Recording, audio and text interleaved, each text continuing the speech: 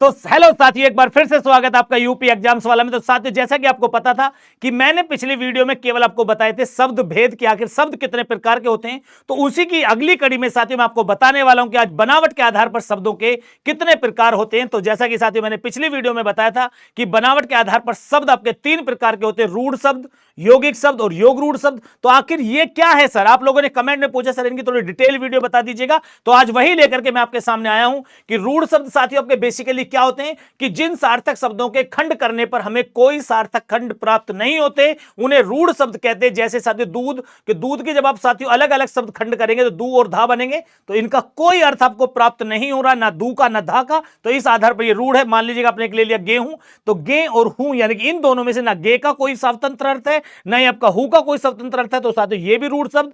इसी के आधार पर साथियों हम आगे आ जाते हैं यौगिक शब्द में। तो जिन सार्थक शब्दों के खंड करने पर हमें दो सार्थक खंड प्राप्त हो उन्हें यौगिक शब्द कहते हैं। यानी कि ऐसे शब्द साथियों जब आप उनका विखंडन करेंगे तो आपके सामने दो शब्द आएंगे और उन दोनों शब्दों के स्वतंत्र अर्थ होने चाहिए, तो वही हमारे क्या कहलाएंगे? यौगिक शब्द कहलाएंगे। जैसे साथियों विद्यालय, विद्या धन आलय, यानी कि दोनों विद्या का भी अर्थ होता है और आलय यानी कि घर, इसका भी अर्थ होता है, तो ये इस आधार पर क्या बन गया? यौगिक शब्द बन गया।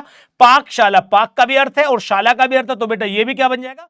यौगिक। अब जिन बच्चों को पाकशाला नहीं पता तो मैं बता दूं साथियों, यहां पर आपका रसोई को आपका क्या कहा जाता है? पाकशाला कहा जाता है। राजपुत्र साथियों, राजा और पुत्र यानी कि राजा का भी अर्थ और पुत्र का भी अर्थ, तो यह भी आपका एक यौगिक शब्द बन जाता है।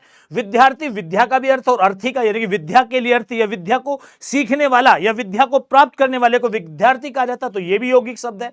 इसी आधार पर साथियों मैंने आपको एक पिछली वीडियो में बताया था योग रूढ़ शब्द बेटा ये क्या होते हैं कि ऐसे समस्त शब्द जो यौगिक शब्द तो होते ही हैं परंतु यौगिक शब्द के दोनों खंड मिलकर किसी अन्य का अर्थ प्रदान करते हैं।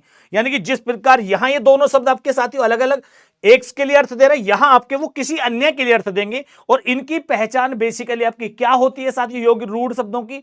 तो ये अधिकांशतः पौराणिक शब्द होते हैं, पौराणिक नाम होते हैं साथियों, जो पुराणों में वर्णित हैं, आपके ग्रंथों में वर्णित है, वो मोस्टली नाम आपके योग रूढ़ में रखे जाते हैं या ये बेसिकली पर्यायवाची होते हैं। जैसे दशानन आपका एक शब्द है साथियों, दश और आनंद दोनों आप देखें यौगिक शब्द भी है, लेकिन जब दश और आनंद आपने मिलाया तो आपका ध्यान एकदम कहां पहुंचता? रावण की तरफ पहुंचता। तो ये हमें क्या आभास कराता कि ये रावण के बारे में बात की जा रही है। त्रिनेत्र, त्रि का भी अर्थ है, नेत्र का भी अर्थ है, और जब हम त्रिनेत्र बोलते तो आपके सामने क्या आ जाते हैं? देवों के देव महादेव अर्थात शिव की बात की जाती है। लंबोदर, लंबा है उदर, है ना, लंबे उदर वाले कौन थे भैया? विघ्नहर्ता, वक्रतुंड, एक दंत यानी कि गणेश जी, तो इन्हें हम कहते हैं योग रूढ़ शब्द। तो सभी साथी ये आज आपका बनावट के आधार पर शब्दों का वर्गीकरण था साथी। उम्मीद करता हूं कि ये ट्रिक आपके लिए बहुत हेल्पफुल रही होगी। तो सभी साथी कमेंट करके बताएं कि कैसा लगा। धन्यवाद।